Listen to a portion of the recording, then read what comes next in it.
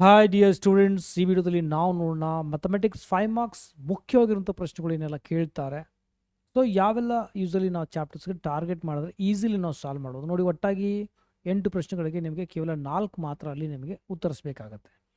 So ಹಾಗಾಗಿ ನನ್ನ strong recommendation ಏನು, ಈ ರೀತಿ ಕ್ವಶನ್ ಸೆಲೆಕ್ಟ್ ಮಾಡ್ಕೊಳ್ಳಿ. ಈಸಿ ಇರಬೇಕು, ನಿಮಗೆ 100% ಕರೆಕ್ಟ್ ಬರ್ತಿರಬೇಕು, ಮತ್ತು ಲೆಂದಿ ಆಗಬಾರ್ದು ಅಂಥ ಒಂದು ಕ್ವಶನ್ಸ್ ಯೂಸಲಿ ರೆಫರ್ ಮಾಡ್ಕೊ, ಅಂದರೆ ಯೂಸಲಿ ಅದನ್ನು ಆಯ್ಕೆ ಮಾಡ್ಕೊಳ್ಬೇಕು. ಓಕೆ, ಎಕ್ಸಾಮಲ್ಲಿ ಆಯ್ಕೆ ಮಾಡೋದು ಭಾಳ ಇಂಪಾರ್ಟೆಂಟ್ ಇರುತ್ತೆ. ಅಂದರೆ ಈಸಿ ಮತ್ತು ಸಿಂಪಲ್ ಇರುತ್ತೆ. ಸುಮ್ಮನೆ ಲೆಂದಿ ಇರುವಂಥದ್ದು, ಕನ್ಫ್ಯೂಷನ್ ಆಗಿರುವಂಥ ತೆಗೆದುಕೊಂಡು ಟೈಮ್ ವೇಸ್ಟ್ ಮಾಡೋದು ಬೇಡ. ಯಾಕಂದರೆ ಅದರಲ್ಲಿ 5 to 6 ಮಿನಿಟ್ ಹಾಕಿದ್ರು ಸಹ ಅದು ವೇಸ್ಟ್ ಆಫ್ ಟೈಮೇ. ಓಕೆ, ಸೊ ನೋಡಿ ನಾವೇನು ಮಾಡೋಣಪ್ಪ ಅಂತಂದರೆ ರಿಲೇಷನ್ ಆ್ಯಂಡ್ ಫಂಕ್ಷನ್ ಇರುವೆ ಆ್ಯಕ್ಚುಲಿ ಒಂದೇ ಪ್ರಾಬ್ಲಮ್ ಅಂದ್ಕೊಳ್ಳಿ. ಅದೇ ಟೈಪ್ ಕ್ವಶನ್ಸ್ ಒಂದು 2-3 ಇರಲಿ. ಓಕೆ, ಕೊಟ್ಟಿದೆ ನೋಡ್ಬೋದು. ಅಂದರೆ ಇನ್ವರ್ಟಿಬಲ್ ಮತ್ತು ಆಮೇಲೆ ಇನ್ವರ್ಸ್ ಫೈಂಡ್ ಔಟ್ ಮಾಡೋದು ಪ್ರಶ್ನೆ ಬರುತ್ತೆ. ಇದು ಮೊದಲನೇ ಪ್ರಶ್ನೆ 2-3 ಇಲ್ಲಿ ಕೊಟ್ಟಿದ್ದಾನೆ. ಸೊ ಈ ರೀತಿ ಇದನ್ನು ನೀವು ಪ್ರಾಕ್ಟೀಸ್ ಮಾಡಬೇಕು. ಆ್ಯಕ್ಚುಲಿ ಇದೊಂದೇ ಈಸಿ ಕಾಮನ್ಲಿ ಅಂದ್ಕೊಳ್ಳಿ, ಬಟ್ ಈ ಟೈಪ್ ಸೇಮ್ ಇದೆ. ನೀವು ಇದನ್ನು ಸ್ವಲ್ಪ ಪ್ರಾಕ್ಟೀಸ್ ಮಾಡ್ಕೊಳ್ಳಿ. ಯಾಕಂದರೆ ಸೇಮ್ ಕಾನ್ಸೆಪ್ಟ್ ಅಂತ ಒಂದು ವೇಳೆ ಕೇಳಿದ್ರು ಸಹ ನೀವೆಲ್ಲರೂ ಮಾಡೋ ಹಂಗಿರಬೇಕು. ಸಿಂಪಲ್, ನೀವು ಒನ್ ಆ್ಯಂಡ್ ಆನ್ ಫಂಕ್ಷನ್ ಮೂಲಕ ಮಾಡಿ ಅಥವಾ ಕಂಪೋಸಿಟ್ ಫಂಕ್ಷನ್ ಗಾಫ್ ಮತ್ತು ಫಾಗ್ ಮೂಲಕ ಮಾಡಿದ್ರು ಓಕೆನೇ. ಓಕೆ, ಒಂದು ವೇಳೆ ಈ ಒಂದು ಪ್ರಾಬ್ಲಮ್ ಸೊಲ್ಯೂಷನ್ ಬೇಕಾಗಿತ್ತು ಅಂದರೂ ಸಹ ಭಾಳ ಜನ ಹೇಳಿದ್ನಲ್ಲ, ಕಮೆಂಟ್ ಸೆಕ್ಷನ್ ಹಾಕಿದರೆ ಡೆಫಿನೆಟ್ಲಿ ವೀಡಿಯೋ ಮಾಡೇ ಮಾಡ್ತೀನಿ. ಯೂಸಲಿ ರಿಲೇಷನ್ ಫಂಕ್ಷನ್ಸ್ ಆಗಲಿ ಕೆಲವು ಚಾಪ್ಟರ್ಸ್ ಹೇಳಿಲ್ಲ, ಸೊ ಹಾಗಾಗಿ ನಾನು ಯೂಸಲಿ ಮಾಡೋಕ್ಕೆ ಹೋಗಿಲ್ಲ. ಬಟ್ ಇಂಟ್ರೆಸ್ಟ್ ಇದ್ದರೆ definitely 5 marks maximum already solve ಮಾಡಿದ್ದೇನೆ. ಅಷ್ಟೊಂದು ಜನರಿಗೆ ಅದು ರೀಚ್ ಆಗಿಲ್ಲ, ಬಹುಶಃ ಅದು ಇಂಟ್ರೆಸ್ಟ್ ಇಲ್ಲ ಅನ್ಕೋತೀನಿ. ಬಟ್ ಎನಿವೆ, ಓನ್ಲಿ ಕ್ವಶನ್ಸ್ ಬೇಕಾದರೆ ಕ್ವಶನ್ಸ್ ಅಲ್ಲಿ ರೆಫರ್ ಮಾಡ್ಕೊಳ್ಳಿ. ಆಮೇಲೆ matters is a very easy chapter. ಇಲ್ಲಿ ಎಡಿಷನ್, ಸಬ್ಟ್ರಾಕ್ಷನ್, ಮಲ್ಟಿಪ್ಲಿಕೇಶನ್ ಎಲ್ಲ ಎಕ್ಸ್ಪೆಕ್ಟ್ ಮಾಡ್ಬೋದು ನೀವು. ತೋರಿಸಾಯ್ತು ನೋಡಿ, ಎಕ್ಸಾಂಪಲ್ 16 ಆಗಿರ್ಬೋದು.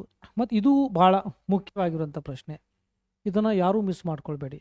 ಓಕೆ, ಇದು ವೆರಿ ಇಂಪಾರ್ಟೆಂಟ್ ಇದಾಗಿರ್ಬೋದು. ಮತ್ತು ಸಿಂಪಲ್ ಕೇಳ್ಬೋದು ಮತ್ತು ಇದನ್ನು ಸಹ ಮಿಸ್ ಮಾಡಬೇಡಿ, ಯಾಕಂದರೆ ಈ ಟೈಪ್ ಕ್ವಶನ್ಸ್ನು ಸಹ ಯೂಸಲಿ ಕೇಳ್ಬೋದು. ಆಮೇಲೆ ಇದನ್ನು ಸಹ ಪ್ರಾಕ್ಟೀಸ್ ಮಾಡಿ. ಇದು ಸ್ಪೆಷಲಿ ಇದು ಆಗಿರ್ಬೋದು, ಮತ್ತು these two are very important. Okay, ಇದನ್ನು ಸಹ ಒಂದು ಸಲ ನೋಡ್ಕೊಳ್ಳಿ. ಎಕ್ಸಾಂಪಲ್ 18 ಇದೆ, ಆಮೇಲೆ 18 ಕ್ವಶನ್ ನಂಬರ್ 18 ಇದೆ, ಒಂದು ಸಲ ನೋಡಿ. ಯಾಕೆಂದರೆ ಈಗ ಅಷ್ಟೊಂದಿಲ್ಲ, ಸಿಲೆಬಸ್ ಭಾಳಷ್ಟು ರೆಡ್ಯೂಸ್ ಆಗಿರೋದ್ರಿಂದ ಈ ಟೈಪ್ ಕ್ವಶನ್ಸ್ ಸಹ ನೀವು ಕೇಳ್ಬೋದು. ಸಿಂಪಲ್ ಇದೆ.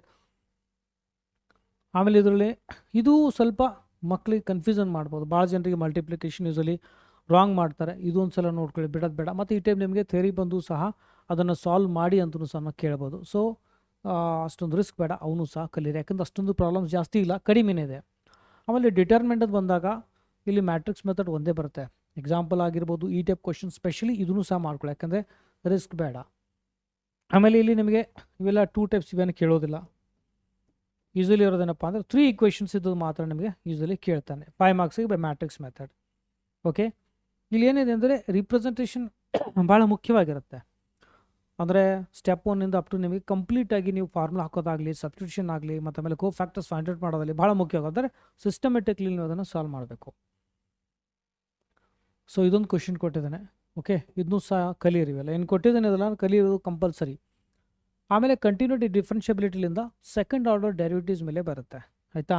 ಸೊ ಇದರಲ್ಲಿ ಇಲ್ಲಿ ಕೊಟ್ಟಿರುವಂಥ ಎಲ್ಲ ಪ್ರಾಬ್ಲಮ್ ಇದು ನಿಮಗೆ ಸಿಂಪಲ್ ಇದ್ದಾಗ ಕೇಳ್ಬೋದು. Sine inverse of X maximum ಕೇಳ್ತಾನೆ, ಮತ್ತು ಆಮೇಲೆ ಟ್ಯಾನ್ ಇನ್ವರ್ಸ್ ಆಫ್ ಎಕ್ಸ್ ಭಾಳ ಕೇಳ್ತಾನೆ, ಮತ್ತು ಈ ಟೈಪ್ ಆಗಿರ್ಬೋದು. ಇವು ಕಾಮನ್ ಆಗಿ ಭಾಳಷ್ಟು ಕೇಳಿರುವಂಥ ಪ್ರಶ್ನೆಗಳು. ಓಕೆ, ಸೊ ಇದನ್ನು ಸಹ ಒಂದು ಸಲ ಮಾಡೋದನ್ನ ಬಿಡೋದು ಬೇಡ, ಸಿಂಪಲ್ ಆಗಿರುವಂಥದ್ದು ಯಾಕೆ ಬಿಡ್ತೀರಾ. ಓಕೆ, 5 ಮಾರ್ಕ್ಸ್ ಅಂದರೆ ಸೆಕೆಂಡ್ ಆರ್ಡರ್ ಡೆರಿವೇಟಿವ್ ಮೇಲೆ ನೀವು ಎಕ್ಸ್ಪೆಕ್ಟ್ ಮಾಡ್ಬೋದು. ಆಮೇಲೆ 3D ಜಿಯೋಮೆಟ್ರಿನೂ ಸಹ ನಿಮಗೆ ಎರಡೂ ಡೆರಿವೇಷನ್ ಆಲ್ರೆಡಿ ಈ ಚಾನಲಲ್ಲಿ ಅವೈಲೇಬಲ್ ಇದೆ. ಓಕೆ, ಕರ್ನಾಟಕ PUC ಆನ್ಲೈನ್ ಚಾನಲ್ನಲ್ಲಿ 2 ಡೆರಿವೇಷನ್ ಇದನ್ನು ಮಾಡಿದ್ದೇನೆ, ಮತ್ತು ಸ್ಕ್ಯೂ ಲೈನ್ಸ್ನು ಮಾಡಿದ್ದೇನೆ. 2 ಡೆರಿವೇಷನ್ ಕಲಿ. ಯೂಸಲಿ ಇದನ್ನು ಜಾಸ್ತಿ ಕೇಳ್ತಾನೆ, 2 ಡೆರಿವೇಷನ್ ಕಾಡಿದ್ದಕ್ಕೆ ಸ್ಕ್ಯೂ ಲೈನ್ಸ್ನು ಇಗ್ನೋರ್ ಮಾಡೋದು ಬೇಡ. ಯಾಕಂದ್ರೆ ಸ್ಕ್ಯೂ ಲೈನ್ಸ್ನಿಂದ 3 ಮಾರ್ಕ್ಸ್ ಮೊದಲು ಕೇಳ್ತಾ ಇದ್ರು. ಈಗ 3 ಮಾರ್ಕ್ಸ್ ಕೇಳೋದಿಲ್ಲ ಅಂತಂದರೆ ಕೇಳಿದ್ರೆ 5 ಮಾರ್ಕ್ಸೇ ಕೇಳಬೇಕು. ಇಲ್ಲಿಂದ ಬೇಕಾದರೆ 2 ಮಾರ್ಕ್ಸ್ ಈಸಿಲಿ ಅದನ್ನು ಕೇಳಬಹುದು. ಓಕೆ ಫೈನ್, ಈಗಂತೂ 3 ಮಾರ್ಕ್ಸ್ ಅಂತೂ ಇರೋದಿಲ್ಲ.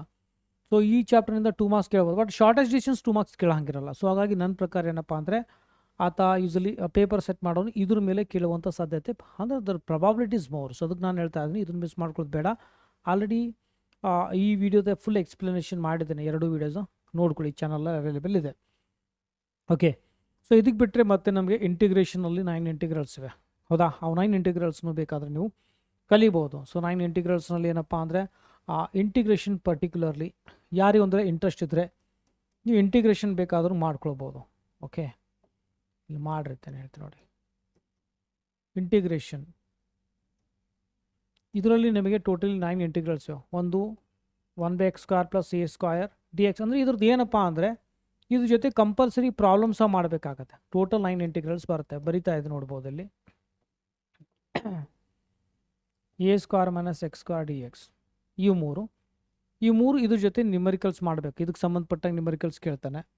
ಆಮೇಲೆ ಸೇಮ್ ಇರುತ್ತೆ, ಕೆಳಗಡೆ ಏನಪ್ಪ ಅಂದ್ರೆ ರೂಟ್ ಬಂದಿರುತ್ತೆ. X square plus a square with respect x ಆಗಿರ್ಬೋದು. ಆಮೇಲೆ integral of 1 dividing by root of x square minus a square d x ಆಗಿರ್ಬೋದು. ಓಕೆ, ಆಮೇಲೆ integral of 1 dividing by root of a square minus x square d x ಆಗಿರ್ಬೋದು. ಆಮೇಲೆ integral of root of x square plus a square d x ಆಗಿರ್ಬೋದು. Okay, integral of root of x square minus a square d X ಆಗಲಿ. ಆಮೇಲೆ 9ನೇದು ಈ type root of a square minus x square d x. So ಈ 9 ಯೂಸಲ್ಲಿ ಏನಂದರೆ ಹೆಚ್ಚಿನ ನೋಡಿದ್ರೆ ಈ ಒಂದು ಪ್ರಾಬ್ಲಮ್ ಇದ್ರ ಮೇಲೆ ಸ್ಟ್ಯಾಂಡರ್ಡ್ ಫಾರ್ಮ್ ಮೇಲೆ ಮತ್ತು ರಿಲೇಟೆಡ್ ಪ್ರಾಬ್ಲಮ್ಸ್ ಕೇಳ್ತಾನೆ. ಇದು ಇಂಟಿಗ್ರೇಷನ್ ಸಂಬಂಧಪಟ್ಟ ಇಂಟ್ರೆಸ್ಟ್ ಇದ್ರೆ ಇದನ್ನು ಮಾಡ್ಬೋದು. ಆಮೇಲೆ ಡಿಫ್ರೆನ್ಷಿಯಲ್, ಆಮೇಲೆ ಅಪ್ಲಿಕೇಶನ್ ಆಫ್ ಇಂಟಿಗ್ರೇಷನ್ ಅಂತ ನಾವು ಕನ್ಸಿಡರ್ ಮಾಡಿದಾಗ, ಓಕೆ, ಅಪ್ಲಿಕೇಶನ್ ಆಫ್ ಇಂಟಿಗ್ರೇಷನ್ನ ಬಿಡಬೇಡ. ಯಾಕಂದರೆ ಸ್ಪೆಷಲಿ ನಾನು ನಿಮಗೆ ಇದು ಸರ್ಕಲ್ ರಿಲೇಟೆಡ್ ಆಗಿರ್ಬೋದು, ಆಮೇಲೆ ಎಲಿಪ್ಸ್ ಆಗಲಿ, ಈ ಎರಡೂ ಬಿಡೋದು ಬೇಡ. ಓಕೆ, ಎಲಿಪ್ಸ್ ಅಂದರೆ ಇದು ಸ್ಟ್ಯಾಂಡರ್ಡ್ ಫಾರ್ಮ್ ಏನಿದೆ ನೋಡಿ, ಯೂಸಲಿ ನಮಗೆ ಕೇಳುವಂಥ ಸಾಧ್ಯತೆ ಈ ಸಲ ಇದೆ. ಸ್ಟ್ಯಾಂಡರ್ಡ್ ಫಾರ್ಮ್ ಆಗಲಿ. ಓಕೆ, ಇದ್ರ ಮೇಲೆ ಆಲ್ರೆಡಿ ಒಂದು ಪ್ರಾಬ್ಲಮ್ ಮಾಡಿದೆ ಅಂದರೆ ಏರಿಯಾ ಅಂಡರ್, ಇದನ್ನು ಕೇಳ್ಬೋದು. Area under curve and line related question ನೀವು ಎಕ್ಸ್ಪೆಕ್ಟ್ ಮಾಡ್ಬೋದು. ಇದಲ್ಲದೆ ಮಿಸಲ್ನಿಯಸ್ ಪ್ರಾಬ್ಲಮ್ನು ಸಹ ನೀವು ಮಾಡ್ಕೊಳ್ಳಿ. ಮಿಸಲ್ನಿಯಸ್ನಲ್ಲಿ ಏನಾಗುತ್ತೆ ಅಂದರೆ ಸ್ಪೆಷಲಿ ಸೈನ್ ಎಕ್ಸ್ ಮತ್ತು ಆಮೇಲೆ ಕಾಸ್ ಎಕ್ಸ್ ರಿಲೇಟೆಡ್ ಪ್ರಾಬ್ಲಮ್ ಇದೆ ನೋಡಿ, ಸ್ಟ್ರಾಂಗ್ ರೆಕಮೆಂಡ್ ಮಾಡ್ತೇನೆ. ಎರಡು ಏರಿಯಾನ ದಯವಿಟ್ಟು ಪ್ರಾಕ್ಟೀಸ್ ಮಾಡ್ಕೊಳ್ಳಿ. ಓಕೆ, ಅಪ್ಲಿಕೇಶನ್ ಆಫ್ ಇಂಟಿಗ್ರೇಷನ್ ಕಡಿಮೆ ಇದೆ, ಸೊ ಹಾಗಾಗಿ ಮಿಸಲ್ನಿಯಸ್ ಸಾಲ್ಡ್ ಅನ್ಸಾಲ್ಡ್ ಎರಡೂ ಮಾಡ್ಕೊಂಡ್ರೆ ಉಚಿತ, ಒಂದು ವೇಳೆ ನೀವು ಅದನ್ನು ಮಾಡಂಗಿದ್ರೆ. ಓಕೆ, ಆಮೇಲೆ ಡಿಫ್ರೆನ್ಷಿಯಲ್ ಇಕ್ವೇಷನ್ ಸಂಬಂಧಪಟ್ಟಾಗ ಹೇಳ್ಬೇಕಂದ್ರೆ ಲೀನಿಯರ್ ಡಿಫ್ರೆನ್ಷಿಯಲ್ ಇಕ್ವೇಷನ್ ಮಾತ್ರ ಕೇಳ್ತಾನೆ. ಓಕೆ, ಲೀನಿಯರ್ ಡಿಫ್ರೆನ್ಷಿಯಲ್ ಇಕ್ವೇಷನ್ ಅಂದರೆ ಯಾರಿಗೆ ಇಂಟಿಗ್ರೇಷನಲ್ಲಿ ಇಂಟ್ರೆಸ್ಟ್ ಇದ್ದರೆ ಮಾಡೋದು. ಈ ಫಾರ್ಮ್ ಇದೆ ನೋಡಿ, d y by d x plus p y equal to q form ಕೇಳ್ಬೋದು. ಅಥವಾ ಈ ರೀತಿಯೂ ಎಕ್ಸ್ಪೆಕ್ಟ್ ಮಾಡ್ಬೋದು, d x by d y plus p x equal to q, right. ಈ ಫಾರ್ಮ್ ನಿಮ್ಗೆ ಕೇಳ್ಬೋದು. ಸಿಂಪಲ್ ಆಗಿರೋಂಥದ್ದು ಅಂದರೆ ಟೋಟಲ್ 8ಅಲ್ಲಿ 4 ಬರೀಬೇಕು. ನಾನೇನು ಹೇಳ್ತೀನಿ ಅಂದರೆ ಒಂದು ನಿಮಗೆ ಅದು ಸಿಂಪಲ್ ಆಗಬೇಕು, ಪರ್ಫೆಕ್ಟ್ ಬರಬೇಕು, ಟೈಮ್ ಜಾಸ್ತಿ ಕನ್ಸ್ಯೂಮ್ ಆಗಬಾರ್ದು. ಆ ರೀತಿ ಪ್ರಾಬ್ಲಮ್ ಸೆಲೆಕ್ಟ್ ಮಾಡ್ಕೊಳ್ಳಿ. ಅದರಲ್ಲಿ ಸ್ಪೆಷಲಿ ನಾನು ಹೇಳೋದೇನಪ್ಪ ಅಂದರೆ ಪ್ರೂವ್ ದಟ್ ಇರ್ತದೆ ಅದನ್ನು ಮೊದಲು ಮಾಡ್ಕೊಳ್ಳೋದು. ಡೆರಿವೇಷನ್ ಸ್ಪೆಷಲಿ 3D ಜಿಯೋಮೆಟ್ರಿ ಅದಂತೂ ತಪ್ಪಾಗೋದಿಲ್ಲ. ರಿಲೇಷನ್ ಫಂಕ್ಷನ್ ಅದನ್ನು ತಪ್ಪಾಗೋದಿಲ್ಲ. ಡಿಟರ್ಮಿನೆಂಟ್ ಎಕ್ಸಾಕ್ಟ್ಲಿ ಏನು ಆನ್ಸರ್ ಬರಬೇಕಂತ ಈಸಿಲಿ ವೆರಿಫೈ ಮಾಡ್ಬೋದು, ಅದನ್ನು ಮಾಡ್ಬೋದು. ಮತ್ತು ಡಿಫ್ರೆನ್ಷಿಯೇಷನ್ ಮಾಡ್ಬೋದು ಅಥವಾ 3D ಈ ರೀತಿ ಒಟ್ಟಾಗಿ ನಿಮಗೆ ಆನ್ಸರ್ ಗೊತ್ತಿರಬೇಕು. ಆ ಟೈಪ್ ಸೆಲೆಕ್ಟ್ ಮಾಡ್ಕೊಂಡ್ರೆ ಸೇಫ್ ಅಂದ್ಕೊಳ್ಳಿ. ನಮಗೇನು ಒಟ್ಟಾಗಿ 4 ಪರ್ಫೆಕ್ಟ್ ಸಾಲ್ವ್ ಮಾಡಿದ್ರೆ 20 ಮಾರ್ಕ್ಸ್ ಕಂಪ್ಲೀಟ್, 5 ಮಾರ್ಕ್ಸಿಗೆ 4 ಬರೆದ್ರೆ 20 ಮಾರ್ಕ್ಸ್ ಕಂಪ್ಲೀಟ್ಲಿ 20 ಮಾರ್ಕ್ಸ್ ಬರೋಂಗೆ ನೀವು ಅದನ್ನು ಪ್ರಾಕ್ಟೀಸ್ ಮಾಡ್ಕೊಳ್ಳಿ.